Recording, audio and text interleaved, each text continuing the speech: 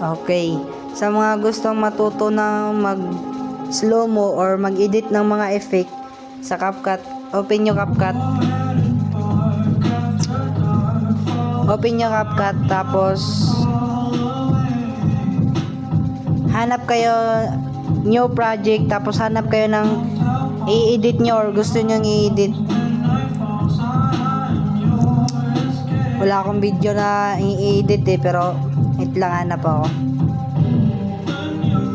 Ito. Pagka ano lang, kumbaga sa slow mo, para smooth yung slow mo nyo,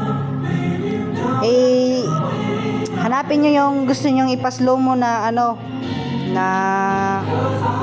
or highlights.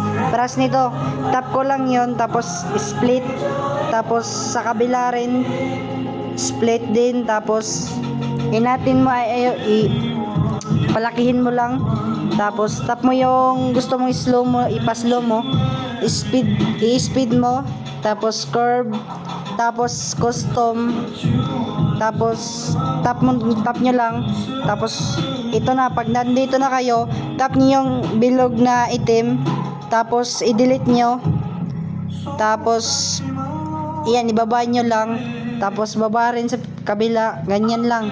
Tapos para maging slow mo or smooth slow mo, smooth slow mo, makikita mo sa baba yung smooth slow mo, tap nyo lang yan, tapos better quality. Pagka better quality, okay na yan, pwede nyo, i-check nyo na.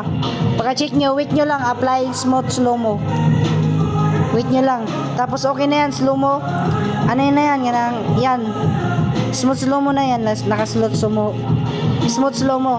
Tapos sa mga nagtatanong kung saan ako kumukuha ng mga effect, tap nyo lang yon, or tap nyo lang, tapos dyan, dito lang ako naghahanap ng mga effect na gusto ko. Yan dyan, tap nyo lang, tapos animation or effect or video effect, ganyan.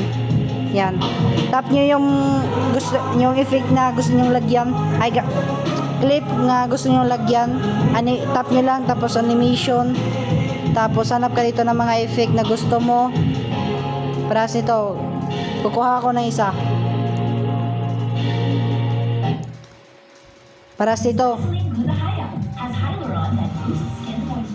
paras nyan na meron ako, nalagyan ko na yan, ganyan lang, smooth slow mo lang naman na importante dito yan, okay na yung mga effect na yan, dyan ko na yan kinuha mga yan.